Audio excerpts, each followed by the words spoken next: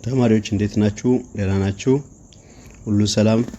እኔ መምህራችሁ ወንድማገኝ ማርቆስ ይባላል።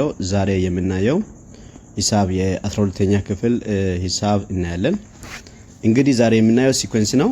ከሲኩዌንሱ ውስጥ የመጀመሪያውን አይነት ሲኩዌንስ እናያለን። ያው የመጀመሪያው አይነት ሲኩዌንስ አርትሜቲክ ነው። ምክንያቱም ሲኩዌንሶች በሁለት ይከፈላሉ፣ አርትሜቲክ እና ጂኦሜትሪክ። ስለዚህ ምንድነው arithmetic sequence? What is arithmetic sequence? Arithmetic sequence is the sequence in which there is common difference. Look, what's arithmetic sequence? Let's discuss this one. Arithmetic sequence is the sequence in which there is common difference. Arithmetic sequence የሚባሉ እንዲህ ተከታታይ ሲኩዌንሶች፣ እንደዚህ ተከታታይ ነምበሮች፣ ተከታታይ ነገሮች፣ ተከታታይ ኦብጀክቶች፣ ተከታታይ ፓተርኖች በዚህ መልክ ከተሰጡ በኋላ ሁሉ ጊዜ ማንኛውም ሁለት ተርሞችን ሁለት ነገር በመውሰድ ያንን ሁለት ስትወስዱ ግን ተከታታይ ነው የምትወስዱ። ለምሳሌ አሁን 20 እና 24 ብትወስዱ ከዛ በኋላ 24 ሲቀንስ 24 ነው። 24 እና 28 ብትወስዱ 28 ሲቀንስ 24 4 ነው። 28 እና 32 ብትወስዱ ደግሞ 32 ሲቀንስ 28 4 ነው። እንደዚህ አይነት ሲታቀናሱ ሁለት ተከታታይ የወስዳችሁ ከትልቅ ትንሽ እየቀነሳችሁ ሁሉም እኩል ከመጣ ያ አርትሜቲክ ሲኩዌንስ ይባላል ማለት ነው። ስለዚህ አርትሜቲክ ሲኩዌንስ ውስጥ አሁን 24 ሲቀንስ 20 ወይም 28 ሲቀንስ 24 ወይም 32 ሲቀንስ 28 4 ይመጣል አይደል? ይሄ 4 ምን ይባላል? ኮመን ዲፈረንስ ይባላል። ይሄን ኮመን ዲፈረንስ በዲ በሲምቦል ዲ እናሳያለን ማለት ነው። ሉክ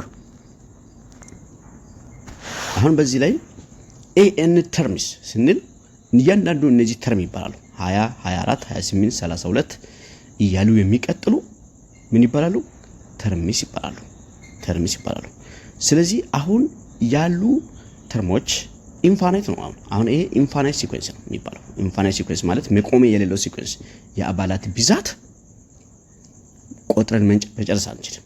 ለምሳሌ 21 ብንል 24 2 ብንል 28ን 3ኛ ብንል 32 4ኛ ብንል 32ን ቀጥሎ 4 እየጨመረ ይሄዳል። 36 40 እያለ ይቀጥላል፣ መቆሚያ የለውም። ስለዚህ ያሉ የአባላት ቁጥር ወይም number of terms are not limited. Such kind of sequence is said to be infinite sequence. For those infinite sequence, if the difference between the consecutive terms is the same, that is arithmetic sequence. and that is D. ስለዚህ ኤን የሚባል የሆነ ያልተወሰኑ ተርሞች ኤን ስንል ያልተወሰኑ ተርሞች ግን ኤን ስንል ከዚህ ከኢንፋናይት ሲኩዌንሶች ውስጥ የሆነ ኤን ተርሞች ማለት ነው። ኤን ተርሞች ማለት ነው። እሺ በዚህ ሲኩዌንስ ውስጥ ቀጥለን እነዚህ ነገሮችን እናያለን። ሉክ አሁን በዚህ ሲኩዌንስ ውስጥ A1 20 ነው። A1 ማለት የመጀመሪያው ተርም ነው። A1 20 A2 24 እነዚህ A1 A2 A3 A4 ያሉ የሚቀጥሉ ምን ይባላሉ? ተርምስ ኦፍ ሲኩዌንስ ይባላሉ። ስለዚህ A1 ሲባል ዘ ፈርስት ሲኩዌንስ ነው። አሁን የመጀመሪያው 20 ነው። 20 ምን ይባላል? ፈርስት ተርም ነው። 24 ሰከንድ ተርም ነው። 28 ሰርድ ተርም ነው። then 32 ፎርት ተርም እያለ ይቀጥላል። እነዚህ ተርምስ ይባላሉ ማለት ነው። ስለዚህ በማንኛውም ሲኩዌንስ እነዚህ ተርምስ ይባላሉ። እሺ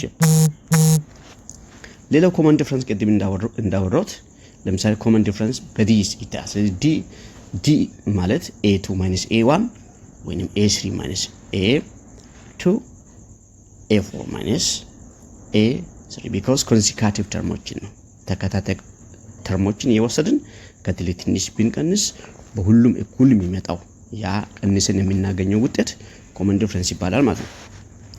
ኦኬ ሉክ አሁን ኮመን ዲፈረንሱን ሉክ 24 ሲቀነስ 20 ምክንያቱም 20 እና 24 ተከታታይ ናቸው። 20 and 24 are consecutive terms. then 24 ሲቀነስ 20 ስንት መጣ ማለት ነው? 4 መጣ አይደለ? እሱ 4 ኮመን ዲፈረንስ ይባላል። ዲ 28 እና 24 መውሰድ ይችላልላችሁ ተከታታይ ከትልቁ ትንሽ እንቀንሳለን። 28 ሲቀነስ 24 አሁንም 4 መጣ እኩል ይመጣል። 32 እና 28 ስንወስድ ደግሞ 32 ሲቀነስ 28 4 ይመጣል። እነዚህ ይሄ 4 ምን ይባላል ማለት ነው? ዲ ነው፣ ኮመን ዲፈረንስ ነው ማለት ነው። እንዲህ አይነት ኮመን ዲፈረንስ ሲኖር አርትሜቲክ ሲኩዌንስ ይባላል ማለት ነው።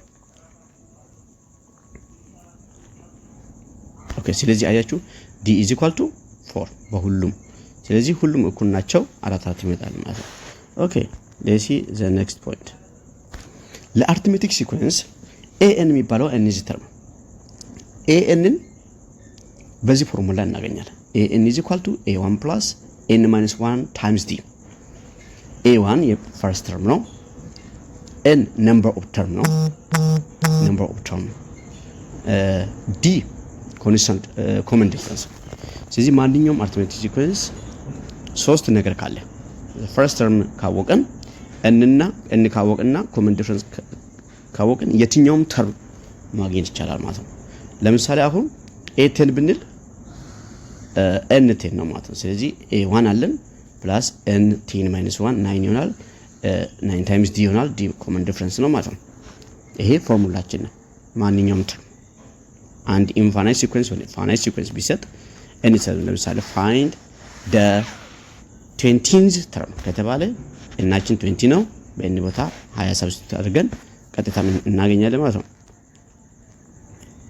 look where an is term a1 is first term n is the rank or degree of terms ይሄ ማለት ብዛታቸው ማለት የተርሞች ብዛት ለምሳሌ rank or degree ማለት a7 ወይም ሰባተኛውን ተርም አገኙ ከተባለ 7 rank ወይም order ይባላል ማለት ነው ስምንተኛውን ተርም አገኙ ከተባለ 8 order ነው ማለት ነው order ወይም order of term ወይም rank or order of term ይባላል ማለት ነው d common difference ነው okay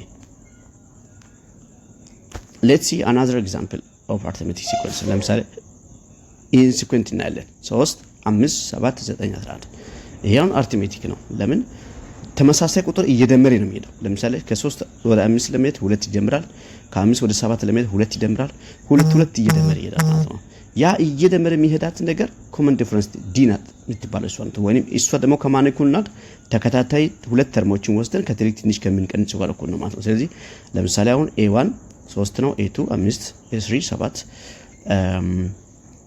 a4 9 a5 11 እያለ ይቀጥላል common difference d ምን ይሆናል a2 a1 that is 5 3 which is 2 7 እና 5 ብትወስዱ a3 a2 ይሆናል ማለት ነው that is common difference 7 5 again it is 2 it is the same three all terms ማንኛውም ተከታታይ ተርም የወስዳችሁ ከትልቅ ትንሽ ብትቀንሱ እንደዚህ አይነት ታገኛላችሁ ማለት ነው ያ common difference አለው የዚህ አይነት ሲኩዌንስ ምን ይባላል ማለት ነው አርትሜቲክ ሲኩዌንስ አሁን the sum of terms ጋር መድረስ እንችላለን ለምሳሌ አሁን a1 a2 a3 a4 a5 ያለው ይላል d common difference ነው ሁለት ነው ማለት ነው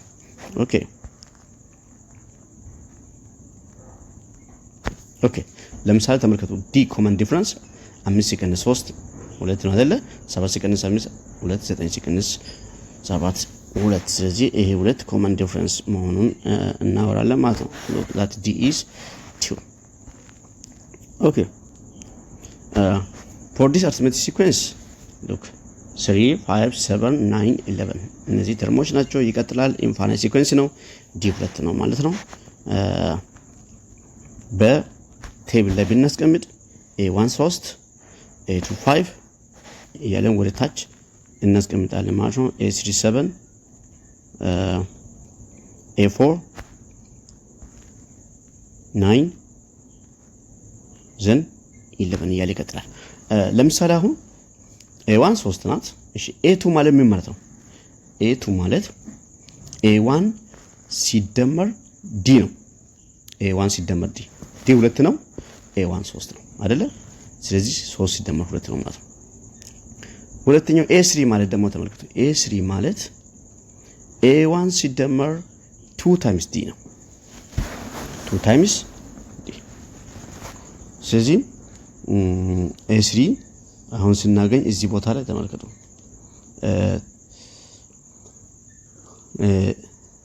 a3 ለምሳሌ a3 ማለት ምን ማለት ነው a3 ማለት a2 ሲደመር d3 means a3 means a2 ሲደመር ግን አይደለ a2 ደግሞ ምንድነው a1 ሲደመር d ነው። ስለዚህ a1 ሲደመር d ሲደመር d ነው ማለት ነው። ስለዚህ d ሁለት ይጻፋል ማለት ነው። ሁለት እዚህ ጋር d ናቸው ኮመን ዲፈረንስ ናቸው ማለት ነው። እሺ a4 ማለት 3 + 3 ዲዎችን that is 3 + d + d + d።